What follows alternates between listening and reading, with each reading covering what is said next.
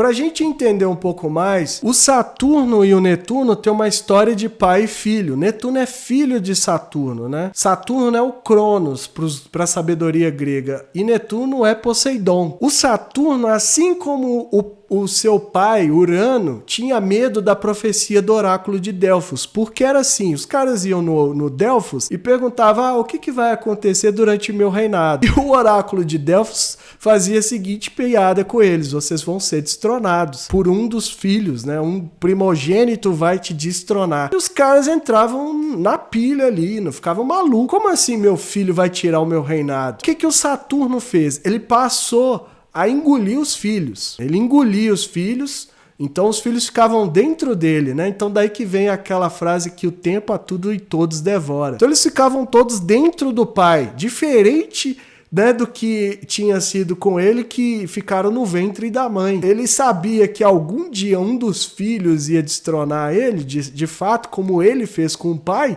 né? O medo ali do porquê ele já tinha essa experiência, então ele decide que vai fazer a mesma coisa, só que de forma diferente. Como não confia, Saturno tem a desconfiança, né, o medo, né? O que ele faz? Ele mesmo, não, eu vou engolir porque eu sei e ninguém vai me passar a perna. A Reia, o que ela faz? Quando ela percebe que todos os filhos estão sendo devorados pelo pai, ela engana ele. Ela disfarça o último filho, envolve um pedaço, envolve pedras, né, que formam ali um corpo de uma criança, de um bebê, de um recém-nascido, envolto em panos, meio que dopa ali o pai para ele não perceber a diferença, e entrega a pedra, a rocha para ele engolir. E esconde o filho, esconde Júpiter, esconde Zeus. Então Zeus passa um tempo, né, longe ali, vai sendo educado, eu não lembro exatamente por quem, e depois ele volta com a missão de libertar os irmãos. E o que ele faz? Ele engana o pai. O Cronos não sabia quem ele era.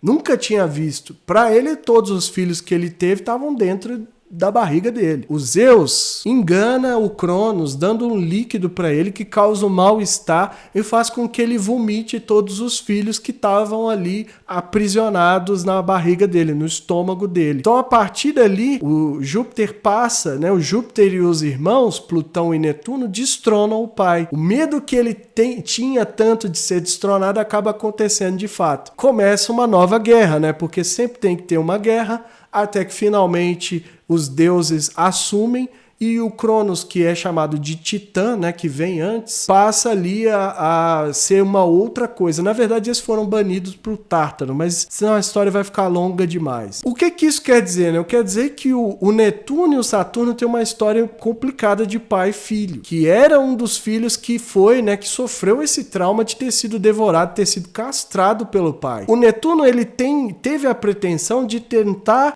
governar no reino do pai. Ele queria também o que era de Cronos. Ele não queria só a parte dos oceanos que ficou para ele. Ele queria o que pertencia ao pai. Então ele inicialmente tenta governar a Terra, tenta governar o que é sólido, o que é concreto, que é, né, a estrutura, muito simbolizada ali pelo Saturno, a estrutura, o concreto, né, o mundo material. E quando ele vê que não dá conta, ele chama Zeus, passa o controle da Terra para Zeus e fica só com os oceanos, porque ali a vida dele era muito mais fácil. Não é que a vida dele era mais fácil, ele sentia que fazia mais sentido para ele o mundo dos mares, os oceanos, enfim, toda essa coisa que é mais maleável, né, do elemento água. Toda essa história para quê? Para ilustrar a dificuldade que ele tem de lidar com o tema de Saturno, com o concreto, com a realidade que o Saturno impõe. Tanto é que o Netuno, quando está em Capricórnio, a gente fala que ele está debilitado, ele está enfraquecido, porque não consegue lidar com essa rigidez. Então, assim, imagine o que vai manifestar a partir do momento que os dois estão em conjunção, né? O encontro do filho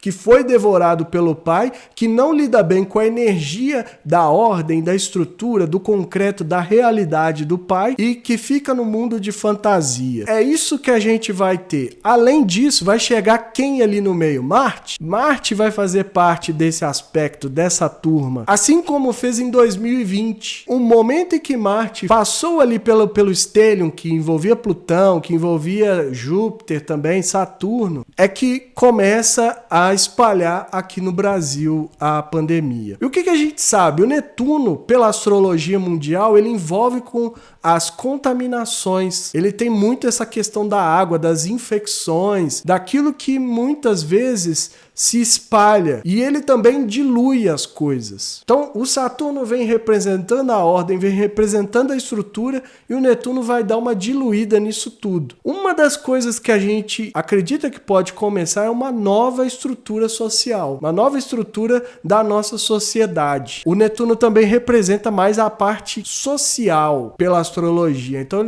ele foca mais naquilo que precisa, né? Como ele rege peixes, como ele tem a questão da transcendência, da espiritualidade, ele é mais para esse lado. Então, uma das coisas que a gente acredita, né, que a gente vai ter que chegar lá para ver, que vai começar a se desenvolver, é uma nova estrutura, uma nova forma de se organizar a nossa sociedade. Agora, como isso vai se processar também não sabemos, porque envolve a energia de Marte para o conflito, para a guerra no signo de Áries. Então a gente já começa a ver que está desenhado algo que vai ser muito impactante, que vai durar 500 anos, apesar de que eles vão fazer outras conjunções, outros encontros, mas não vai ser no signo de Áries. Então por isso que a gente está falando tanto já sobre 2026 e que a gente precisa, para ontem, desenvolver as consciências que eu falei, principalmente de Saturno e Netuno.